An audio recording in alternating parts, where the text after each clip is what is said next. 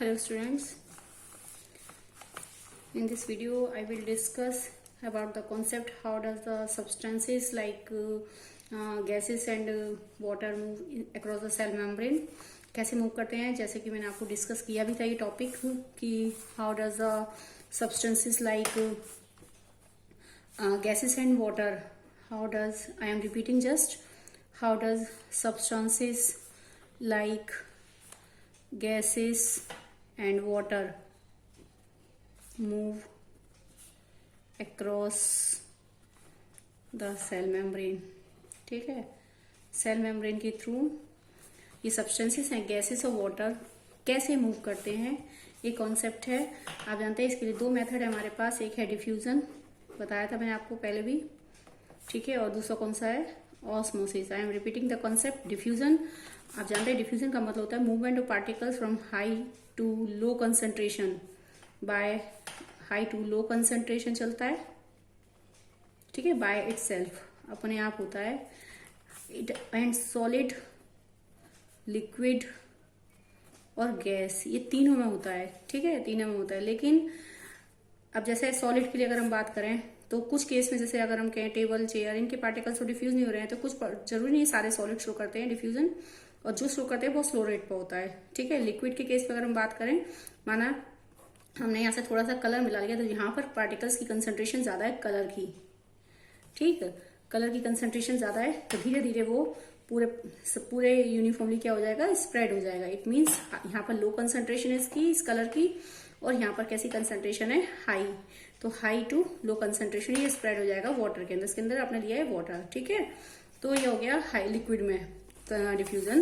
Gases का तो आप जानते हैं कि जहां मान लो अगर हम परफ्यूम लगा के आए तो जहां पर स्मेल ज्यादा होती है, यानी पर हाई कंसंट्रेशन है, पूरे कमरे में स्मेल फैल जाती है परफ्यूम की, it means high to low concentration वो स्प्रेड हो रही है। लेकिन अक्रॉस द सेल मेम्ब्रेन कैसे बात होती है, तो अक्रॉस द सेल मेम्ब्रेन हम बात करें, गैसेस मूव करती हैं, gases move across the cell by the process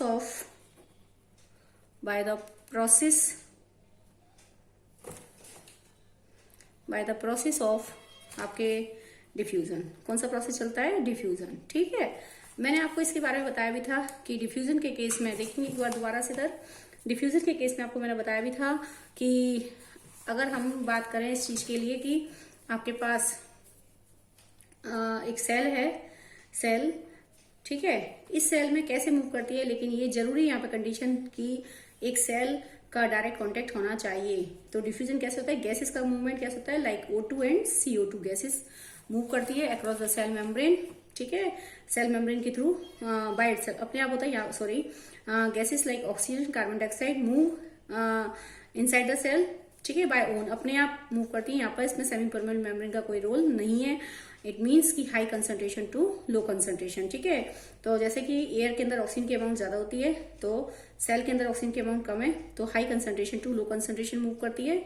जब एक सेल के अंदर रेस्पिरेशन होता है और कार्बन डाइऑक्साइड प्रोड्यूस होती है, तो ये high concentration to low concentration बाहर आ जाती है, और इस टाइप से गैसों का एक्सचेंज होता है inside the cell by itself, अपने आप होता है, without the role of the semi permeable membrane. यहाँ पर इसका सेमी परमेबल मेम्ब्रेन का कोई काम नहीं है, ठीक है। तो यहाँ पर एक बात जरूर है कि इस सेल का सेल जो है एक्सचेंज तभी करेगी जब इस सेल का जो कांटेक्ट है डायरेक्ट एयर के साथ होना चाहिए। तो this process is beneficial for the unicellular organism, ठीक है, क्योंकि देखो सीधी सी बात है, यहाँ से O2 high concentration to low concentration जा रही है और carbon dioxide high concentration to low concentration बाहर आ रही है।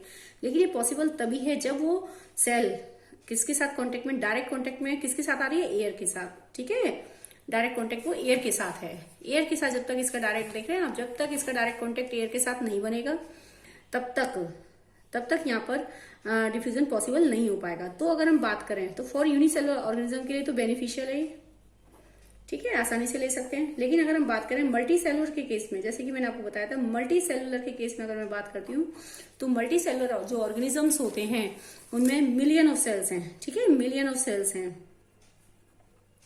तो हमारी बॉडी में तो बहुत सारी सेल्स हैं, हमारी सभी सेल्स का कांटेक्ट नहीं है, all the cells are not in contact, ठीक है, all the cells of body are not in direct contact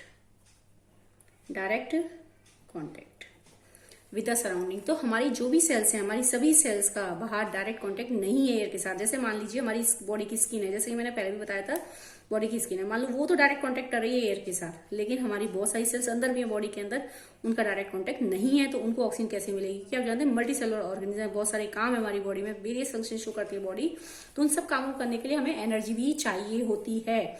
तो अब जब तक आपका डायरेक्ट कांटेक्ट नहीं बनेगा, ऑक्सीजन अंदर नहीं जाएगी। और डिफ्यूजन के लिए बात जरूरी है कि उस सेल का डायरेक्ट कांटेक्ट एयर के साथ होना चाहिए। So that's why we can say in multicellular organism all the cells are not in direct contact with the body, क्योंकि मल्टी सेलुलर ऑर्गेनिज्म में सभी सेल्स का डायरेक्ट कांटेक्ट नहीं है। So that's why the diffusion is insufficient process in the multicellular organism. I had discussed earlier about the concept, I am repeating the same topic again. Now next है कि यहां तक I hope so you will understand that. ठीक है, अब बात आती है ऑस्मोसिस की। नेक्स्ट बात करते हैं ऑस्मोसिस के बारे में। ठीक है, osmosis the important concept through which water move across the cell membrane from high concentration to low concentration. It is the important role of the cell membrane. Cell membrane का ये एक इंपॉर्टेंट प्रोसेस है कि यानी एक important process है जो cell membrane show करती है, ठीक है, ताकि पानी जो है अंदर और बाहर मूव कर सके। So what is the osmosis? मैंने आपको बताया था movement of water molecules from high concentration to low concentration। ठीक है, high concentration to low concentration by semi permeable membrane। यहां पर this is a important role, it mean semi permeable membrane also show the important role that is called osmosis. Osmosis की मदद से एक cell जो होती है पानी को गेन करती है। तो कैसे, किस कंसंट्रेशन पर डिपेंड करता है? देखिए तो यहाँ पर ऑस्मोसिस जो होती है occur at the different in different solution observe की जाती है at different concentration of solution, at different concentration पर देखते हैं, कंसंट्रेशन ऑफ सॉल्यूशन। ठीक है, at different concentration of solution. Osmosis जो होती है मूवमेंट ऑफ वाटर मॉलिक्यूल्स की, एक सेल पानी को कैसे लेती है high concentration to low concentration, cell के अंदर पानी है, सेल से बाहर पानी कैसे मूव करता है, यहाँ पर मेजर रोल किसका है? सेमी परमेबल मेम्ब्रेन का। तो बाहर तो कैसा मीडियम होना चाहिए, बाहर वाटर मॉलिक्यूल की कंसंट्रेशन कैसी होनी चाहिए ताकि पानी जो है सेल के अंदर जा सके या सेल से बाहर आ सके। So different concentration of solution पर हम ऑब्जर्व करेंगे osmosis. So the osmosis is observed at a different concentration of solution. Solution का मतलब आपने पता होगा, सॉल्यूशन का मीनिंग होता है कि वाटर प्लस सॉल्ट। बताया था मैंने आपको, वाटर प्लस सॉल्ट या शुगर डालते हैं, क्योंकि सॉल्ट और शुगर इसमें पूरी तरह से मिक्स हो जाते हैं। तो वाटर और सॉल्ट का मिक्सचर इन दोनों का दैट इज कॉल्ड सॉल्यूशन। क्या कहलाता है? ये सॉल्यूशन कहलाता है। ठीक है, यहाँ पर सॉल्ट और शुगर डिजोल्व की जाती है वाटर के अंदर। सो वाटर जिस चीज में डिजोल्व करते हैं, एक सब्सटेंस को जिस चीज में डिजोल्व करते हैं वो कहलाता है सॉल्वेंट। ठीक है, क्या कहलाता है? सॉल्वेंट। जिसको डिजोल्व करते हैं वो कहलाता है सॉल्यूट। ठीक है, और जब सॉल्यूट सॉल्वेंट के अंदर पूरी तरह मिक्स हो जाए, so the mixture that is called solution. क्या कहलाता है? सॉल्यूशन। इसके बारे में नेक्स्ट चैप्टर, सेकंड चैप्टर में आएगा, डिटेल में बाद में बात करेंगे। तो वाटर, सॉल्ट और शुगर, वाटर या सॉल्ट क्योंकि पूरी तरह से मिक्स हो जाते हैं, तो इन दोनों का जो मिक्सचर है सॉल्यूशन कहलाता है। तो अब हम बात करेंगे कि डिफरेंट कंसंट्रेशन लेंगे इनकी, वाटर की और सॉल्ट की, डिफरेंट कंसंट्रेशन पर सेल मेम्ब्रेन कैसा बिहेव करती है। ठीक है, तो behaviour of the cell membrane for the process of osmosis observe करते हैं at the different concentration of the solution. ठीक है, ये भी मैंने आपको एक बार स्लाइड में बताया था मैंने आपको, मैं एक बार दोबारा से रिपीट कर रही हूँ। देखिए इसके लिए हमारे पास 3 टाइप के सॉल्यूशन होते हैं। देखिए 3 टाइप का सॉल्यूशन क्या होता है। एक होता है 3 टाइप के सॉल्यूशन लेके चल रहे हैं। हाइपोटोनिक सॉल्यूशन, ठीक है, टाइप्स ऑफ सॉल्यूशन लिख रहे हैं, टाइप्स ऑफ सॉल्यूशन। हम यहाँ पर सॉल्यूशन के टाइप्स लेके चल रहे हैं। ठीक है, सॉल्यूशन के टाइप्स लेके चल रहे हैं किसके लिए? To observe the osmosis. ठीक है, ऑस्मोसिस को ऑब्जर्व करना है। 3 टाइप के सॉल्यूशन है। हाइपोटोनिक सॉल्यूशन, एक होता है हाइपरटोनिक सॉल्यूशन, ठीक है, और third one is that isotonic solution. ठीक है, तो अगर हम किसी सेल को इन टाइप के इन सभी सॉल्यूशन में रखते हैं, इस टाइप के सॉल्यूशन में रखते हैं, तो एक सेल कैसा बिहेव करते हैं ये देखते हैं। ठीक है, तो देखिए हाइपोटोनिक सॉल्यूशन क्या होता है जनरली, तो देखेंगे हाइपोटोनिक सॉल्यूशन क्या है। तो hypotonic solution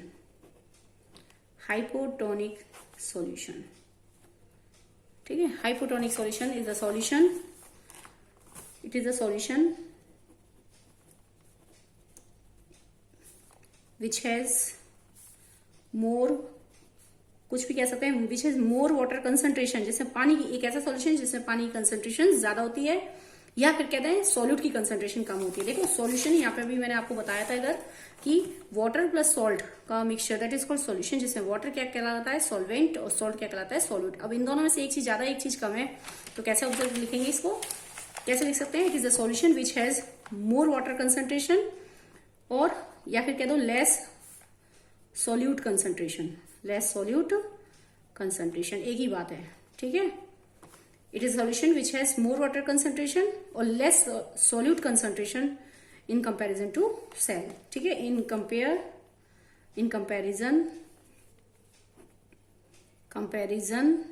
to cell, cell से कंपेयर करेंगे।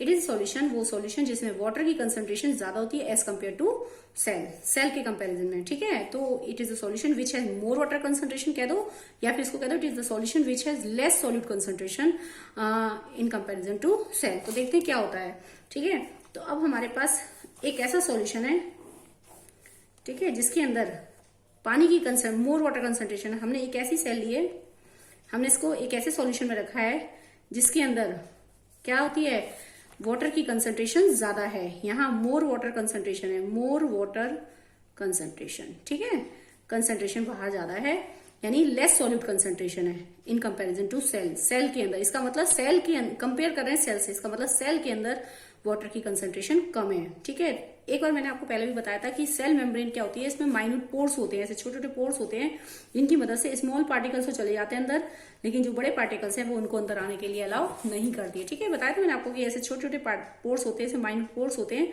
जिनकी मदद से छोटे पार्टिकल्स अंदर जा सकते हैं, स्मॉल मॉलिक्यूल्स अलाउ करती है एंट्री और एग्जिट के लिए, लेकिन बिग मॉलिक्यूल्स को वो एंट्री और एग्जिट के लिए अलाउ नहीं करती। तो यहाँ जो सॉल्ट के मॉलिक्यूल्स होते हैं उनका साइज बड़ा होता है in comparison to water molecules, so that's why the water molecules enter through the cell. ठीक है, और एंटर और एग्जिट थ्रू द सेल के थ्रू एंटर भी कर सकते हैं और एग्जिट भी कर सकते हैं। तो क्योंकि यहाँ पर सॉल्यूशन है, मोर वाटर कंसंट्रेशन है, क्योंकि सॉल्यूशन में बाहर पानी की कंसंट्रेशन ज्यादा है इन कंपैरिजन टू सेल, यानी सेल के अंदर वाटर की कंसंट्रेशन कम है। तो आप देखते हैं क्योंकि पानी के मॉलिक्यूल, तो सॉल्यूट के मॉलिक्यूल पर कोई फर्क नहीं पड़ेगा, सॉल्यूट के मॉलिक्यूल का कोई मूवमेंट नहीं शो होगा यहाँ पर, क्योंकि सेमी परमेबल मेम्ब्रेन है, it does not allow the solute molecules to move। ठीक है, so it only allow the movement of water molecule। so पानी अंदर भी है, पानी बाहर भी है, बस कंडीशन क्या है कि बाहर पानी की कंसंट्रेशन ज्यादा है, सेल के अंदर पानी की कंसंट्रेशन कम है। तो अब क्या होगा कि आपकी जो सेल है अब देखिए पानी अब बाहर से अंदर भी जाएगा,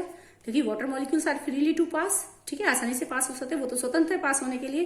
पानी के मॉलिक्यूल्स बाहर से अंदर भी जाएंगे, अंदर से बाहर भी जाएंगे। ठीक है, दोनों तरह पास, दोनों डायरेक्शन में पास होंगे वाटर के मॉलिक्यूल, लेकिन ओवरऑल इफेक्ट देखें तो बाहर जो है पानी के मॉलिक्यूल की कंसंट्रेशन ज्यादा है। So we can say water molecules enter inside the cell, और पानी के मॉलिक्यूल कहाँ एंटर कर जाएंगे, इनसाइड द सेल के अंदर एंटर कर जाएंगे। ठीक है, तो हम क्या देखेंगे, जब सेल के अंदर एंटर कर जाएंगे वाटर के molecules, so cell will swell up, क्या कर जाएगी, स्वेल कर जाएगी। ठीक है, ये हो गया हमारा एक point.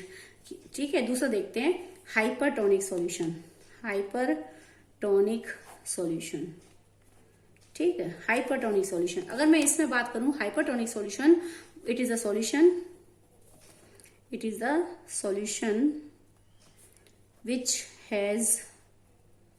which has less water concentration, less water, कुछ भी कह सकते हैं, less water concentration। अगर water की concentration less है, इसका मतलब more solute concentration है, more solute concentration।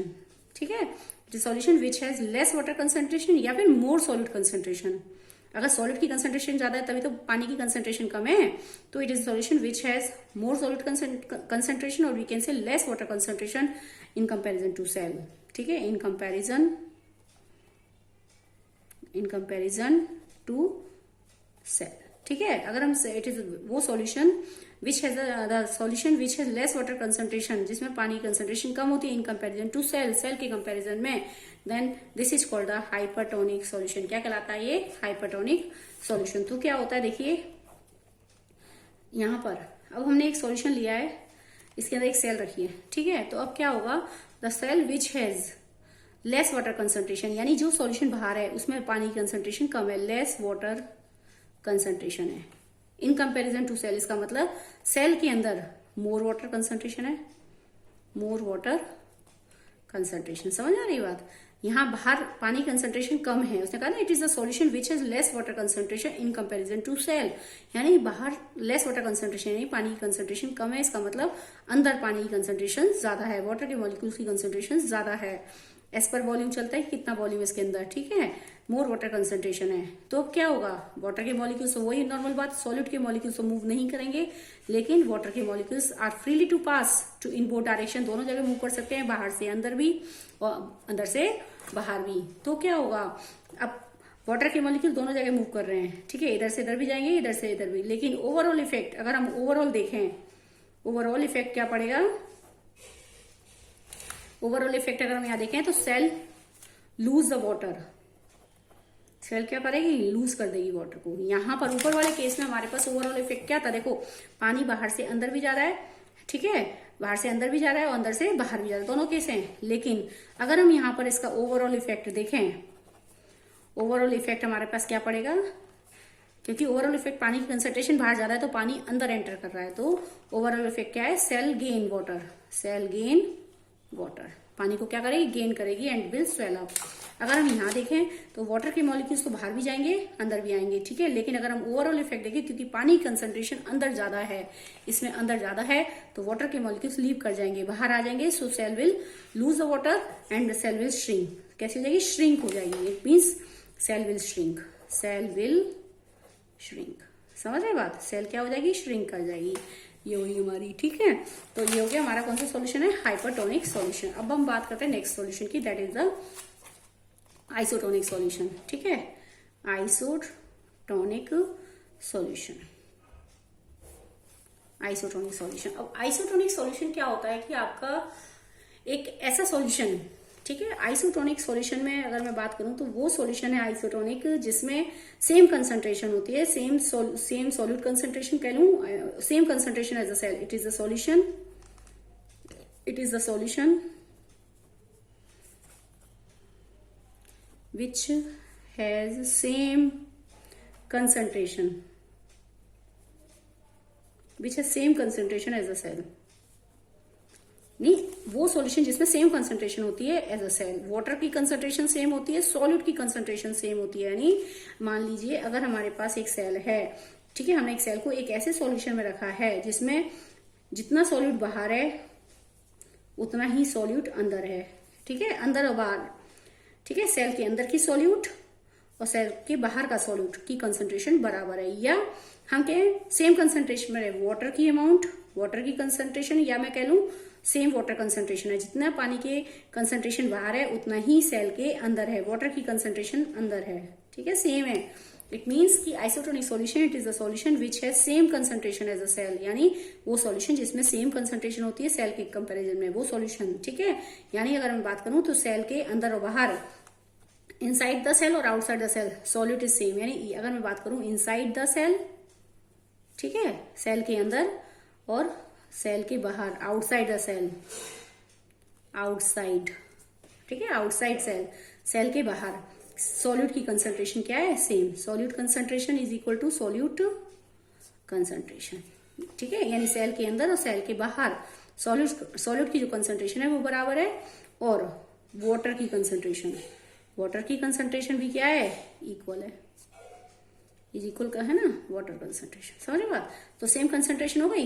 देखिए क्या कह रहा है solution, it is a solution which है same concentration as a cell, एक ऐसा सॉल्यूशन जो जिसके अंदर कंसंट्रेशन कैसी होती है, सेल के इक्वल होती है, ठीक है, वो सॉल्यूशन जिसमें कंसंट्रेशन सेल के इक्वल होती है। तो आप देख रहे हैं सेल के अंदर और सेल के बाहर सॉल्यूट की कंसंट्रेशन इक्वल है, वाटर की कंसंट्रेशन भी इक्वल है, ठीक है, तो सेम कंसंट्रेशन हो। तो क्या होगा, अब क्योंकि ये तो जो बाउंड्री है ये एक सेमी परमेबल मेम्ब्रेन, समझ रहे बात, ये आपकी जो बाउंड्री है, ये ये बाउंड्री एक सेमी परमेबल मेम्ब्रेन है, ठीक है। सेल की बाउंड्री ये क्या है, सेमी परमेबल मेम्ब्रेन, ठीक है। परमेबल है, सेमी परमेबल है, तो आप जानते हैं सॉलिड के मॉलिक्यूल तो को अलाउ नहीं करेगी क्योंकि इनकी साइज जो होता है बड़ा होता है, तो सॉलिड के मॉलिक्यूल तो पास नहीं होंगे, ना अंदर से बाहर जाएंगे ना बाहर से अंदर आएंगे, लेकिन वाटर के मॉलिक्यूल्स तो जरूर पास होंगे।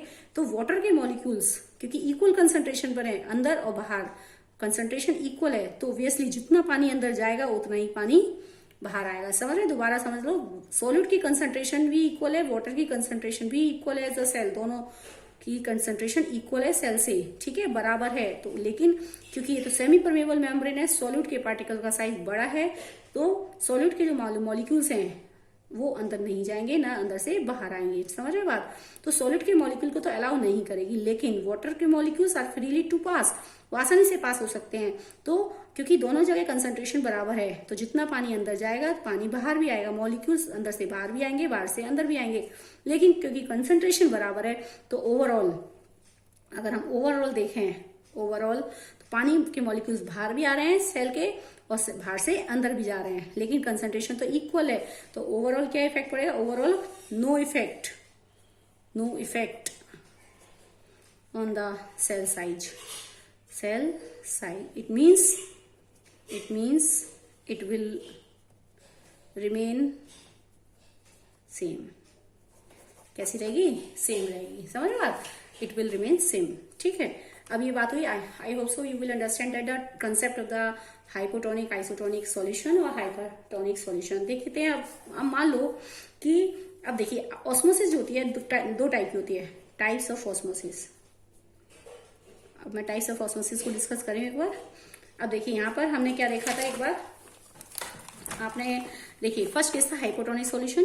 हाइपोटोनिक सॉल्यूशन में सेल क्या कर रही है, स्वेल अप कर रही है। जब हाइपोटोनिक सॉल्यूशन में वाटर की कंसंट्रेशन ज्यादा है, वाटर की कंसंट्रेशन ज्यादा है, हाइपोटोनिक सॉल्यूशन में आप देखें, हाइपोटोनिक सॉल्यूशन में वाटर की कंसंट्रेशन ज्यादा है, मोर वाटर कंसंट्रेशन है यहाँ पर, तो सेल क्या कर जाती है, स्वेल कर जाती है, ठीक है। जब स्वेल कर जाती है, this condition is called cytolysis. क्या कहलाती है, साइटोलाइसिस, ठीक है। इसे साइटोलाइसिस कहते हैं, नहीं सेल का स्वेल करना in the hypotonic solution, that is called the cytolysis कहलाता है। हाइपोटोनिक सॉल्यूशन में आपने क्या देखा कि वाटर की कंसंट्रेशन क्या है, कम, ठीक है, वाटर की कंसंट्रेशन कम है, तो इस कंडीशन में हमने क्या देखा कि सेल लूज कर देती है पानी और सेल क्या हो जाती है, श्रिंक कर जाती है, ठीक है। सेल विल श्रिंक कर जाती है। तो सेल का श्रिंक करना कौन से सॉल्यूशन में, हाइपरटोनिक सॉल्यूशन में। The condition is called plasmolysis, plasmolysis यानी दो टर्म है। What is the meaning of plasmolysis, the shrinking of cell, ठीक है। यहाँ पर दोबारा बता दे रही हूँ, what is the meaning of the,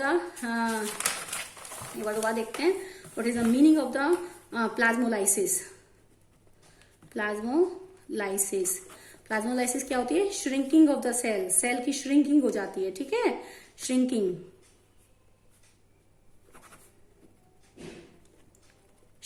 of cell की श्रिंकिंग होना किस सॉल्यूशन में होती है, इन हाइपरटोनिक सॉल्यूशन, ठीक है। और साइटोलाइसिस क्या होती है, स्वेलिंग होती है, सेल की स्वेलिंग अप, स्वेल अप हो जाती है ना, swelling up of cell in hypotonic solution, ठीक है। ये दो वर्ड हो गए, दो डिफाइन है। आपके पास प्लाज्मोलाइसिस क्या होती है, श्रिंकिंग ऑफ सेल। जैसे कि अब आपने देखा होगा नॉर्मल हम वेजिटेबल्स बनाते हैं, तो जब कढ़ाई में सब्जी छौंकते हैं और उसके ऊपर नमक को स्प्रिंकल करते हैं, ठीक है, तो आप जानते हैं कि नमक जो है वो वाटर, जो नमक है वो पानी बन जाता है नमक का, तो क्या होता है उसमें जो वाटर अमाउंट आ जाती है, यानी उसके अंदर यानी हम कह सकते हैं कि नमक जब हम स्प्रिंकल करते हैं तो उस सॉल्यूशन में, ठीक है, नमक और जो पानी आता है उनका जो सॉल्यूशन मिल जाता है वो हाईली कॉन्सेंट्रेटेड हो जाता है, ठीक है। तो उसमें नमक की कंसंट्रेशन ज्यादा होती है, ठीक है। तो अब क्या होता है कि सब जो वेजिटेबल की जो सेल्स हैं, वेजिटेबल की जो सेल्स होती है वो पानी अंदर से रिलीज कर देती हैं, ठीक है। जैसे क्योंकि आप जब देखिए जैसे ही आपने नमक वेजिटेबल के ऊपर स्प्रिंकल किया तो उन्होंने एक हाईली कॉन्सेंट्रेटेड मीडियम बना दिया बाहर, ठीक है। हाईली कॉन्सेंट्रेटेड मीडियम बनेगा तो सेल जो वेजिटेबल की सेल्स हैं वो पानी को रिलीज कर देंगे, प्लाज्मोलाइसिस हो जाएगी, तो श्रिंकिंग हो जाएगी। यही कारण है कि जो सब्जियों का वॉल्यूम होता है वो डिक्रीज हो जाता है, ठीक है, because of the highly concentrated solution के कारण, ठीक है। तो अच्छा एक ये होगा, ठीक है। एक और आपने देखा होगा कि अब इसमें देखो एक एक्टिविटी बताते हैं कि सपोज दैट कि हमने ली वाटर लिया, ये वाटर है हमारे पास, और इसमें हमने रात में किशमिश डाल दी, रेजिन्स है हमारे पास, जो रेजिन्स है हमारे पास, ठीक है। हमने वाटर में रेजिन्स डाली, किशमिश जिसको बोलते हैं वो हमने डाली इसमें, ठीक है। तो हमने क्या देखा, ये स्वेल कर जाएंगी, मोटी हो जाती हैं, साइज में बिग हो जाती हैं, ठीक है। क्यों? क्योंकि वाटर क्या है, एक पानी की कंसंट्रेशन एज पर वॉल्यूम अगर हम देखें तो किशमिश के अंदर उतना पानी नहीं है। क्यों? मीठी होती है, उसके अंदर वाटर की कंसंट्रेशन कम है, जबकि बाहर वाटर की कंसंट्रेशन ज्यादा है, तो ऑस्मोसिस हो जाएगी और पानी बाहर से अंदर एंटर कर जाएगा, ठीक है। और ये किशमिश क्या हो जाएगी, स्वेल अप कर जाएगी, ठीक है, स्वेल अप कर जाएगी। दूसरी कंडीशन, ये फर्स्ट कंडीशन हो गई। दूसरा, अब हमने क्या करा, एक ऐसा सॉल्यूशन बनाया जो कि हाईली कॉन्सेंट्रेटेड सॉल्यूशन। अब मैंने एक ऐसा सॉल्यूशन लिया है, कैसा, हाईली कॉन्सेंट्रेटेड सॉल्यूशन। एक highly concentrated solution, salt solution या शुगर सॉल्यूशन ले लिया, ठीक है। अब हमने ये स्वॉलन रेजिन है, ठीक है, ये स्वॉलन रेजिन हमने ये फूली हुई थी वो डाल दी इसमें, स्वॉलन रेजिन।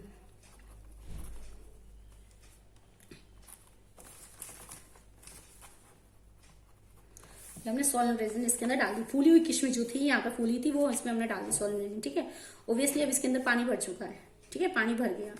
अब इसके अंदर क्योंकि पानी भर चुका है तो हमने क्या देखा, जब हम इसके अंदर डिप करके रखेंगे, हाईली कंसंट्रेटेड सॉल्यूशन है, तो अगर हम एज पर वॉल्यूम देखें तो अंदर पानी की कंसंट्रेशन ज्यादा है, शुगर की कंसंट्रेशन कम है। अगर हम बाहर देखें तो हाईली कंसंट्रेटेड सॉल्यूशन यानी शुगर की कंसंट्रेशन ज्यादा है और वाटर की कंसंट्रेशन कम है, तो इट मीन्स क्या होगा, पानी बाहर आ जाएगा और ये क्या हो जाएगी, श्रिंक कर जाएगी, ठीक है, श्रिंक कर जाएगी।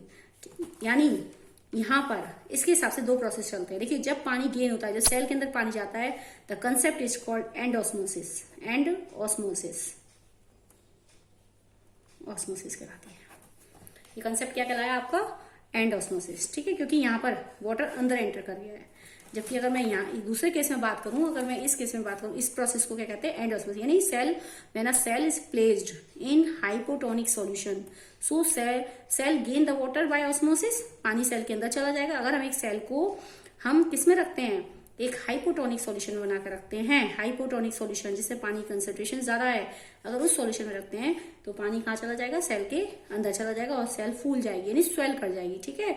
अब जब सेल गेन कर रही है वाटर तो the concept is called and osmosis, ठीक है। एंड का मतलब होता है अंदर जाना, एंड का मतलब होता है इनसाइड, इनसाइड अंदर जाना, ठीक है। अब यहाँ क्या देखा हमने, जब हाईली कॉन्सेंट्रेटेड सॉल्ट सॉल्यूशन लिया, हाईली कॉन्सेंट्रेटेड सॉल्ट या शुगर सॉल्यूशन लिया है और आपने ये फूली हुई किशमिश, स्वेलिंग जो किशमिश है आपने इसमें डाल दी, तो इसके अंदर पानी की अमाउंट ज्यादा है, तो क्या होगा, ये वो वाटर रिलीज कर देगी, क्योंकि बाहर आपने कॉन्सेंट्रेटेड सॉल्यूशन लिया है, कॉन्सेंट्रेटेड सॉल्यूशन है, तो अंदर से पानी बाहर आ जाएगा and then cell will shrink.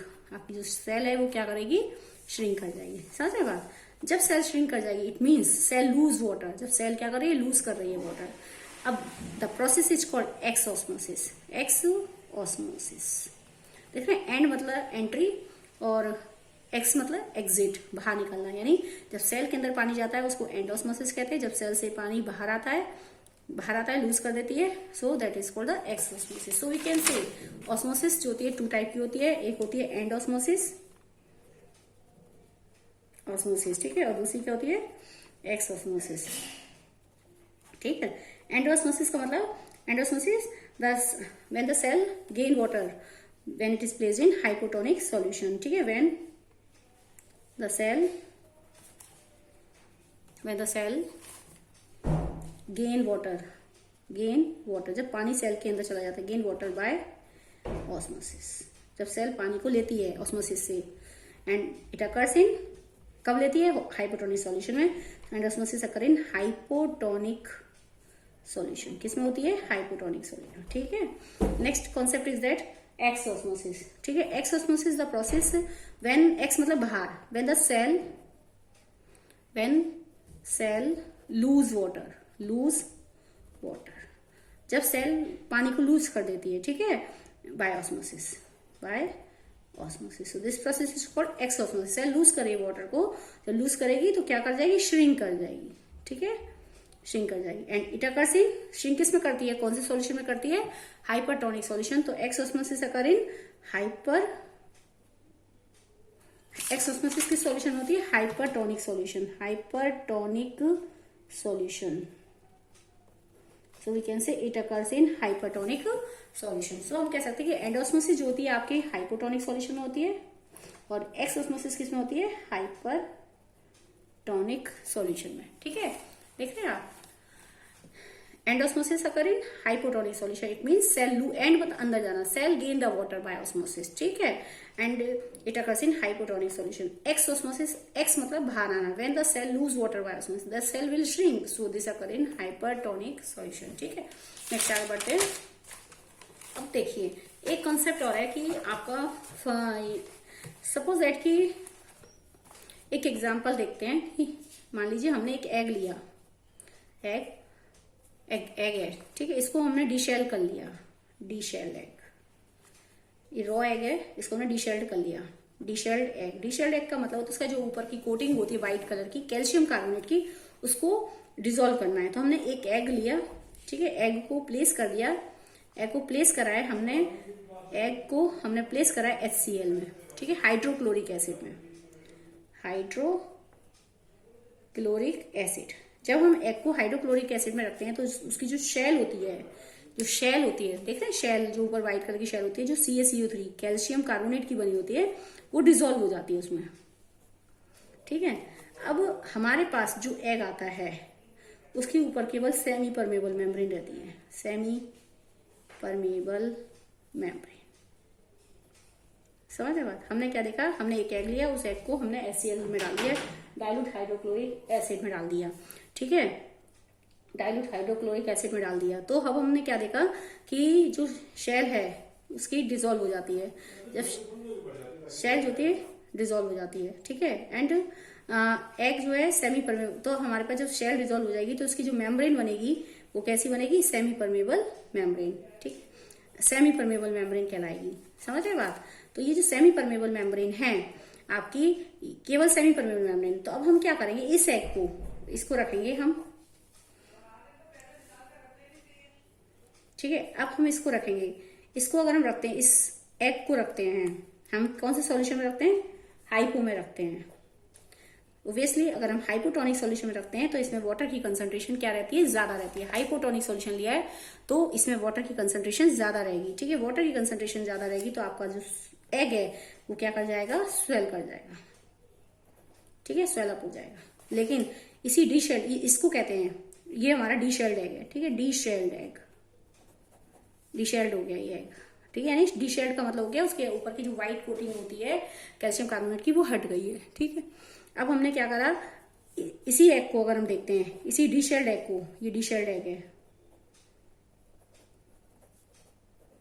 अगर मैंने इसको लिया एक ऐसे सॉल्यूशन में, ठीक है, एक ऐसे सॉल्यूशन में लिया जो हाइपरटोनिक है, हाइपरटोनिक सॉल्यूशन में रखती हूँ तो आप देखेंगे इसमें से पानी बाहर आ जाएगा, यानी वाटर की कंसंट्रेशन जो है बाहर कम होती है तो पानी अंदर से बाहर आ जाएगा और एग जो है श्रिंक कर जाएगा, ठीक। अच्छा, अब नेक्स्ट है कि एक एग्जांपल देखते हैं कि अब मान लीजिए, देखिए हाइपोटोनिक सॉल्यूशन जो होता है आपका हाई वाटर कंसंट्रेशन होती है, आपके जो देखते हैं डिशेल्ड एग है, डिशेल्ड एग आपने रखा इसमें हाइपरटोनिक सॉल्यूशन में, तो आपका डिशेल्ड एग वाटर को लूज करेगा यहाँ से और एग क्या हो जाएगा, श्रिंक कर जाएगी, ठीक है, सेल जो है श्रिंक कर जाएगी, ठीक है। अब आपकी जो प्लांट की सेल है, ठीक है, हमने आपने देखोगा रेजिन्स को बहुत ज्यादा अगर हाइपोटोनिक सॉल्यूशन में रख दिया जाए तो कभी बर्स्ट नहीं होती है, ठीक है, लेकिन अगर हम अपने सेल्स को, किसी एक एनिमल सेल को बहुत देर तक हाइपोटोनिक सॉल्यूशन में, हाइपोटोनिक का मतलब जानते हैं कि जिसमें वाटर की कंसंट्रेशन ज्यादा होती है, तो अगर मैं उस एक सेल को, एनिमल की सेल को लॉन्ग टाइम तक अगर मैं हाइपोटोनिक सॉल्यूशन में रखती हूँ तो पानी अंदर बढ़ता जाएगा तो एक लिमिट खत्म हो जाएगी और वो सेल फट जाएगी, ठीक है। लेकिन अब आपने किशमिश देखी हो, किशमिश को चाहे पूरे दिन के लिए, कितने भी देर के लिए आप पानी के अंदर रख दें वो नहीं फटेगी, क्यों? क्योंकि अगर हम रेजिन्स को वाटर में, अगर हम एक प्लांट की सेल, देखिए इनमें समय सेल वॉल होती है, प्लांट की सेल हो, चाहे फंगी की सेल हो, चाहे आपकी बैक्टीरिया की सेल हो, ठीक है, बैक्टीरिया की सेल हो, इन सब में क्या होती है, सेल वॉल होती है, ठीक है, सेल वॉल होती है। अगर हम इन सेल को अगर हाइपोटोनिक सॉल्यूशन में रखते हैं तो क्या होता है, अगर इनको हम हाइपोटोनिक सॉल्यूशन में रखते हैं, तो आप जानते हैं हाइपोटोनिक सॉल्यूशन वो होता है जिसमें पानी कंसंट्रेशन ज्यादा होती है, वाटर की कंसंट्रेशन क्या होती है, ज्यादा होती है। तो अगर मैं इसको रखती हूँ प्लांट सेल या फंगी की या बैक्टीरिया की सेल्स, तो वो लॉन्ग टाइम तक सर्वाइव कर सकती हैं in hypotonic solution. This type of cell survive in hypotonic solution, hypotonic solution में क्या करती हैं, लॉन्ग टाइम तक सर्वाइव करती हैं, ठीक है, इन विदाउट बर्स्टिंग।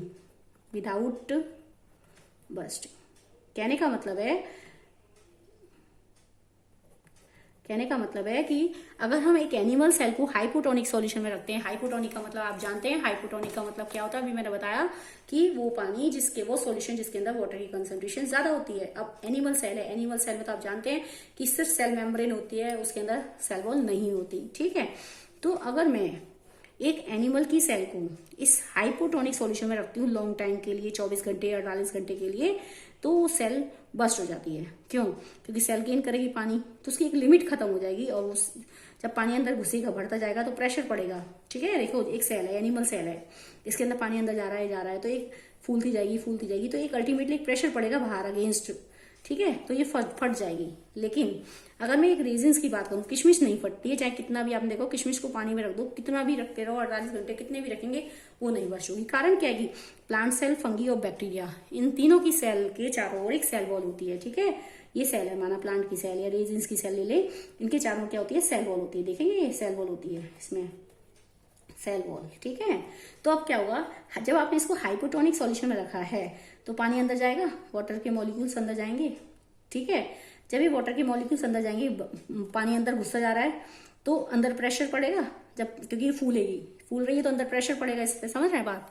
देखिए हाइपोटोनिक सॉल्यूशन में आपने इसको रखा, तो पानी अंदर घुसेगा, ऑस्मोसिस अंदर जाएगा, ये स्वेलअप करती जाएगी। जैसे ये स्वेलअप करेगी, क्योंकि बहुत ज्यादा स्वेलअप कर गई, तो क्या होगा, अब जो प्रेशर पड़ेगा अंदर, वो बाहर की ओर एक और प्रेशर डालेगा, यानी इक्वल प्रेशर लगेगा, क्योंकि अंदर पानी भरता जा रहा है, समझ रहे बात। जब पानी अंदर भरेगा, तो बाहर दीवारों पर, यानी दीवार कौन सी, सेल वॉल पर एक प्रेशर एग्जिस्ट करेगा, ठीक है, एक प्रेशर एग्जर्ट होगा, तो दोनों इक्वल प्रेशर, यानी अंदर की ओर लगने वाला प्रेशर और बाहर की ओर लगने वाला प्रेशर दोनों इक्वल हो जाएंगे। यानी एक सेल है, ये सेल वॉल है आपकी, ठीक है, सेल वॉल है। तो जब ये पानी, ठीक है, जब ये वाटर अंदर घुसेगा, तो ये सेल फूलती जा रही है, आप देखें सेल क्या होगी, फूलती जाएगी ये, ठीक है। तो अंदर यानी क्या लग रहा है, प्रेशर लग रहा है, जब फूलेगी तो प्रेशर लगेगा। इसलिए जैसे गुब्बारा है, आपने बलून लिया, आप उसमें पानी भर रहे हैं, पानी भरते जा रहे हैं, तो एक ऐसी लिमिट आ जाती है। देखो जब आप पानी भर रहे हैं, तो इसका मतलब गुब्बारे में अंदर की तरफ क्या लग रहा है, प्रेशर लग रहा है। देखिए आपने पानी भरते जा रहे हैं या उसमें हवा भरते जा रहे हैं, तो एक लिमिट जब क्रॉस हो जाती है, तो वो बर्स्ट हो जाता है, ठीक है, बलून बर्स्ट हो जाता है। यानी जब आप एयर दे रहे हैं या वाटर फिल कर रहे हैं बलून के अंदर, तो उसके अंदर क्या हो रहा है, प्रेशर इंक्रीज हो रहा है। ऐसे ही यहाँ पर इस सेल के अंदर जब पानी भरता जा रहा है, तो एक प्रेशर इंक्रीज हो रहा है, तो जो प्रेशर अंदर लगता है, वो इक्वल प्रेशर एक्सर्ट करता है दीवारों पर। तो जो प्रेशर दीवारों पर भी एक्सर्ट, जब ये प्रेशर अंदर लगेगा, तो दीवार पर भी प्रेशर एक्सर्ट होता है, ठीक है। ये प्रेशर इक्वल होता है, अंदर लगने वाला प्रेशर और दीवारों पर लगने वाला प्रेशर इक्वल होता है, ठीक है। क्योंकि सेल वॉल रिजिड है, ठीक है। ये सेल वॉल कैसी होती है, रिजिड होती है। तो क्योंकि प्रेशर इक्वल लग रहा है, तो इस दीवार पर कोई इफेक्ट नहीं पड़ता, और जो है बर्स्ट नहीं होती। यही कारण है कि प्लांट सेल, फंगी और बैक्टीरियल सेल लॉन्ग टाइम तक सर्वाइव कर सकती हैं इन द हाइपोटोनिक सॉल्यूशन, एक हाइपोटोनिक सॉल्यूशन में, विदाउट बर्स्टिंग, बिना बर्स्ट हुए एक सेल लॉन्ग टाइम तक क्या कर सकती है, सर्वाइव कर सकती है, ठीक है। सो ये कॉन्सेप्ट हुआ। अब इसके बाद I also you will understand that the topic. Now I am repeating the whole concept regarding with the chapter that I have explained in the previous video. Now I am explaining just the whole concept so that I will start the next topic in my next video.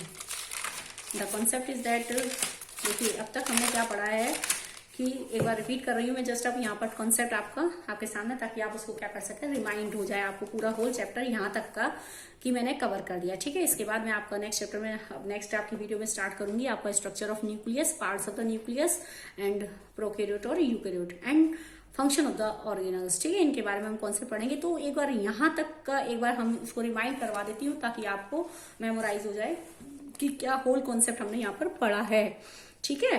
तो the fundamental unit of life क्या कहती है, देखते हैं एक बार। आपको शुरू में मैंने बताया कि what is the cell. Cell क्या होती है? Cell is a structural and functional unit of life. Cell क्या है? एक structural and functional unit of life है। जैसे मैंने बताया कि हर बॉडी किससे बनी है? सेल से, और सारे काम जो होते हैं कहाँ होते हैं? सेल के अंदर होते हैं। सो that's why it is called structural and functional unit कहलाती है। ठीक है। सो ये यहाँ पर है। इसके बाद डिस्कवरी ऑफ सेल मैंने आपको बताई थी। What is the how the cell was discovered? Cell was discovered by the Robert Hooke in 1665। Cell की डिस्कवरी किसने की? रॉबर्ट हुक ने 1665 में अपने सेल्फ डिजाइन और अपने प्रिमिटिव माइक्रोस्कोप से by the thin slice of cork bark of the tree. उन्होंने एक स्लाइस ली कॉर्क की। आपने देखा होगा पेड़ की स्टेम के ऊपर एक बार्क होती है, रफ, इसकी रफ वो होती है, सेल्स होती है, bark of the tree, cork ली, और उसको उन्होंने जब सेल्फ डिजाइन माइक्रोस्कोप में देखा तो उन्होंने पॉलीगोनल शेप में उन्होंने क्या देखे? हनीकॉम लाइक, जो जैसे हनीकॉम मधुमक्खी के छत्ते में पॉलीगोनल शेप के स्ट्रक्चर्स होते हैं, बॉक्सेस होते हैं, उस टाइप के उन्होंने उसमें बॉक्स देखे। And he called a box is called cell. उन्होंने उसको बताया, एक सेल नाम दे दिया। Cell is a Latin word for the little room. उसका मतलब क्या होता है? Little room. ठीक है। फिर इसके बाद मैंने आपको बताया था कि सेल से जो रिलेटेड डिस्कवरीज है वो क्या थी। सेल की डिस्कवरी रॉबर्ट हुक ने की 1665 में। सेल के अंदर एक डॉट लाइक स्ट्रक्चर पाया जाता है। डॉट लाइक स्ट्रक्चर है मतलब अगर हम कंपाउंड माइक्रोस्कोप से देखते हैं, अगर हम उसको देखते हैं इलेक्ट्रॉन माइक्रोस्कोप से, so we can study about the nucleus in deep. That is the nucleus. Nucleus was discovered by Robert Brown. किसने डिस्कवर किया? रॉबर्ट ब्राउन ने। ठीक है। फिर नेक्स्ट साइंटिस्ट आए थे कि ल्यूवेनहॉक। देख रहे हैं आप? ल्यूवेनहॉक ने ये स्टडी की first time, for the first time, free living cells. उन्होंने पॉन्ड वाटर में स्टडी की। फ्री लिविंग सेल्स पाई जाती हैं पॉन्ड वाटर के अंदर, और the cells are called spirogyra. वो फ्री लिविंग सेल्स का नाम क्या है? स्पाइरोगायरा। फर्स्ट टाइम उन्होंने डिस्कवर किया ल्यूवेनहॉक ने।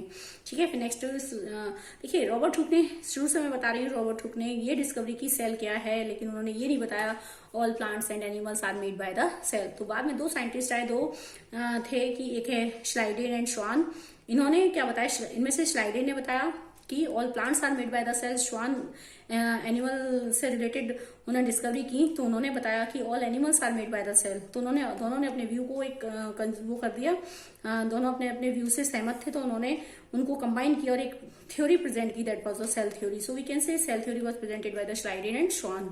आई am repeating the topic so that you can remind the whole concept. ठीक है। In short, this was the cell theory. So cell theory was given by the Schleiden and Schwann. तो दो concept हो गए। एक तो उन्होंने बताया, दो पॉइंट इन्होंने अपनी थ्योरी में दिए, all plant and animals are made by the cell, and cell is the basic unit of the life. उन्होंने ये बताया कि सेल हमारी लाइफ की बेसिक यूनिट है, बिकॉज सभी बॉडी सेल से बनी है, सारे फंक्शन सेल के अंदर होते हैं। So we can say cell is the basic unit of the life. जैसे कि फॉर एग्जांपल आपका घर, जैसे हमारे घर की बेसिक यूनिट क्या है? ईंट होती है, ब्रिक होती है। पूरा घर किस पर बना है? ब्रिक पर बना है। ठीक इसी प्रकार से हमारी पूरी बॉडी किस पर बनी है? सेल पर बनी है। So we can say cell is the basic unit of the life. ठीक है। लेकिन बाद में आप देखिए, बाद में दूसरे साइंटिस्ट आए, विरकोव थे। विरकोव ने क्या बताया कि all the cells arise from pre existing cell. हर नई सेल किससे बनती है? पुरानी सेल से बनती है। हर नई सेल की डिस्कवरी किससे होती है? पुरानी सेल से, प्री एग्जिस्टिंग सेल से होती है। जैसे कि फॉर एग्जांपल एक सेल है जो डिवाइड होती है, 2 बनती है, 2 से 4 बनती है, एक मल्टीसेलुलर बॉडी तैयार हो जाती है, यानी बॉडी की ग्रोथ होती है। ठीक है। तो हम कह सकते हैं कि all the cells arise from pre existing cell. तो विरकोव ने इस अपने व्यू को सेल थ्योरी में एडजस्ट करवा दिया, उन्होंने उसको कंबाइन करा दिया। तो 3 पॉइंट्स हो गए हमारे पास सेल थ्योरी के। All the cells arise from pre existing cell, cell is a basic unit of the life, और we also can say that कि all plants and animals are made by the cell. So these are the 3 basic points of the cell theory. Next है compound microscope. आप जानते हैं कि छोटी चीज को बड़ा करने का स्ट्रक्चर जो है कंपाउंड माइक्रोस्कोप कहलाता है, जिसकी मदद से सेल का स्ट्रक्चर पॉसिबल हो सका। सेल के स्ट्रक्चर क्या है, कैसा होता है, डीप स्ट्रक्चर क्या है, सब पॉसिबल हो सका। तो 2 माइक्रोस्कोप डिस्कवर हुए, कंपाउंड माइक्रोस्कोप और एक होता है आपका इलेक्ट्रॉन माइक्रोस्कोप। ठीक है। Compound microscope is given by the discovered by the Zachary Janssen. Electron microscope was discovered by the Knoll and Ruska. इन्होंने डिस्कवर किया है। ठीक है। और इन दोनों की पॉसिबिलिटीज के कारण आज सेल का स्ट्रक्चर डीप क्या है ये पॉसिबल किया जा सका। ठीक है। वो नेक्स्ट आपका टर्म आता है, व्हाट इज द प्रोटोप्लाज्म। क्या होता है? देखिए, मैंने आपको बताया था सेल जो होती है आपको, ये सेल है, मान लीजिए एक सेल है, ये सेल की बाउंड्री है। ठीक है। ये सेल की बाउंड्री है। अब देख रहे हैं, ये सेल है आपकी और एक सेल की बाउंड्री है। जब ये सेल की बाउंड्री है तो इसके अंदर एक स्ट्रक्चर और होता है, दैट इज कॉल्ड न्यूक्लियस। क्या कहलाता है? ये न्यूक्लियस। ठीक है। न्यूक्लियस है ये। तो अब ये न्यूक्लियस और बाउंड्री के बीच में ये खाली स्पेस है, आप देख रहे हैं ये खाली स्पेस है, this blank space that is called cytoplasm. क्या कहलाता है ये blank space? The blank space between the nucleus and cell membrane, इस सेल मेम्ब्रेन के बीच का जो पार्ट है, खाली स्पेस है, this is called a cytoplasm, ये क्या कहलाता है, साइटोप्लाज्म। ठीक है, तो अब whole content inside the cell boundary, boundary के भीतर कितना लिविंग कंटेंट है, न्यूक्लियस और साइटोप्लाज्म, न्यूक्लियस और cytoplasm, it is called protoplasm. The combination of nucleus and cytoplasm, दो ही चीजें हैं हमारे इसके अंदर। ठीक है, सेल बाउंड्री के भीतर दो कंसेप्ट हैं, आपके दो कंटेंट हैं, न्यूक्लियस और साइटोप्लाज्म। तो the combination of nucleus cytoplasm, that is the term is called protoplasm, protoplasm. ठीक है, and the term is given by the पुरकिंजे, पुरकिंजे ने किया। ठीक है, ये किसने डेवलप किया, पुरकिंजे ने। ठीक है, बताया। इसके बाद नेक्स्ट कॉन्सेप्ट है, do the size of cell depend on the size of organism, क्या साइज ऑफ सेल डिपेंड करता है ऑर्गेनिज्म के साइज पर? नहीं करता, क्योंकि ऑर्गेनिज्म का साइज क्या है, बड़ा है छोटा है, डिपेंड करता है नंबर ऑफ सेल पर। ठीक है, सेल का साइज सब में एक जैसा है, लेकिन सेल कितनी हैं, जैसे एक चूहा है और एक हाथी की मैं बात करूं, तो चूहा और हाथी दोनों में, एलिफेंट और रैट दोनों के अंदर ही सेल का साइज एक जैसा है, लेकिन नंबर ऑफ सेल ज्यादा। ऑब्वियसली हाथी का शरीर इतना विशालकाय है, तो इट मीन्स उसके अंदर नंबर ऑफ सेल ज्यादा होती है, और उसके अंदर नंबर ऑफ सेल कम है। ठीक है, रैट के अंदर तो वेरी करता है। तो on the basis of number of cell, अब हम बात करते हैं ऑन द बेसिस ऑफ, कुछ ऐसे ऑर्गेनिज्म होते हैं जो केवल एक ही सेल पे सर्वाइव कर रहे हैं, कुछ ऐसे हैं जो बहुत सारी सेल से बने होते हैं, जैसे हमारी बॉडी किससे बनी है, बहुत सारी सेल से बनी है, मिलियन सेल से हमारी बॉडी में। So we can say that कि all the organism, so on the basis of the number of cells organism are classified into two types. Organism दो टाइप से क्लासीफाई किए गए हैं, यूनिसेलुलर जिनकी बॉडी एक सेल से बनी है, मल्टीसेलुलर जिनकी बॉडी बहुत सारी सेल से बनी होती है, उनको हम क्या कहते हैं, मल्टीसेलुलर कहते हैं। लेकिन हम चाहे कितने भी मल्टीसेलुलर ऑर्गेनिज्म स्ट्रक्चर हैं, लेकिन all are develop by the single cell. हम सभी किससे बने, एक सिंगल सेल से बने हैं, that is called the fertilised egg. वो स्ट्रक्चर हमारा क्या कहलाता है, फर्टिलाइज्ड एग। जैसे कि मैंने आपको बताया था, हम सब एक फर्टिलाइज्ड एग से डेवलप हुए हैं। ठीक है, तो फर्टिलाइज्ड एग जो सिंगल सेल है, दैट इज कॉल्ड जाइगोट। जो जाइगोट कंटिन्यूअसली डिवाइड होता है, because the cell has ability to divide continuously, because we can say the cell has the ability to cell reproduction, यानी cell reproduce करती है। ठीक है, तो एक ग्रुप ऑफ सेल बन जाता है और उसमें धीरे धीरे बॉडी के पार्ट्स अपेयर हो जाते हैं और एक मल्टीसेलुलर बॉडी तैयार होती है। So we can say the एक multicellular body is develop from the single cell. ठीक है, सिंगल सेल से बनी है, that is called the fertilised egg. ठीक, समझ में आ रही बात? ठीक है, आगे ये आपको मैंने इसमें बताई दिया। एक एक्टिविटी और जस्ट आपको करा देती हूँ। एक्टिविटी आपको बताई थी मैंने प्लांट सेल की एक्टिविटी के लिए कि प्लांट सेल की जो स्ट्रक्चर्स होती है कैसी होती है। तो हमने क्या लिया, take a fresh peel of onion की पील ली और उसको वॉश ग्लास में रखते हैं ताकि वो ड्राई ना हो, पानी में रख देते हैं। और फिर उसके बाद हम क्या देखते हैं, देखिए हमने फिर उसके बाद उसमें थोड़ा सा, क्योंकि वो ट्रांसपेरेंट है तो उसमें हम कलरिंग सोल्यूशन डालेंगे, पुट 2 और 3 drop of saffron in solution. Saffron इनका यूज करते हैं ताकि वो कलर्ड हो जाए। कलर आता है यहाँ पे, सैफरन का कलर डार्क पिंक होता है, मजेंटा टाइप कलर। अब उसके बाद उसको निकालते हैं, एक ग्लास लाइट कांच की स्ट्रिप होती है उसके सेंटर में रख देते हैं और उसको माउंट करते हैं। ठीक है, माउंट किससे करते हैं, ग्लिसरीन से। ग्लिसरीन से माउंटिंग कहलाती है ताकि वो मॉइस्ट बनी रहे। ठीक है, मॉइस्चर बना रहे उसको। इसके बाद उसको कवर कर देते हैं और माइक्रोस्कोप से ऑब्जर्व करते हैं। तो जब हम माइक्रोस्कोप से ऑब्जर्व करते हैं तो हमें स्ट्रक्चर कैसा दिखाई देता है, ऐसे रेक्टेंगल शेप में सेल्स दिखाई देती हैं जो कि आपकी क्लोजली पैक्ड होती हैं। साइड में कुछ न्यूक्लियस डॉट लाइक स्ट्रक्चर दिखाई देता है, ये सिर्फ कंपाउंड माइक्रोस्कोप से देखा जा रहा है। ठीक है, और ये ब्लैंक स्पेस है, यानी ये ब्लैंक स्पेस आपका क्या है, साइटोप्लाज्म। ये dot like structure that is called nucleus. ठीक है, and this was the the boundary is the cell wall. ये हमें स्ट्रक्चर कंपाउंड माइक्रोस्कोप से दिखाई देता है। लेकिन इसके अंदर भी बहुत सारे स्मॉल कंपोनेंट्स होते हैं। न्यूक्लियस का भी स्ट्रक्चर अपने आप में बड़ा होता है। तो ये all the studies that was possible only by the help of the electron microscope. So इसको मैं आगे डिस्कस करूंगी न्यूक्लियस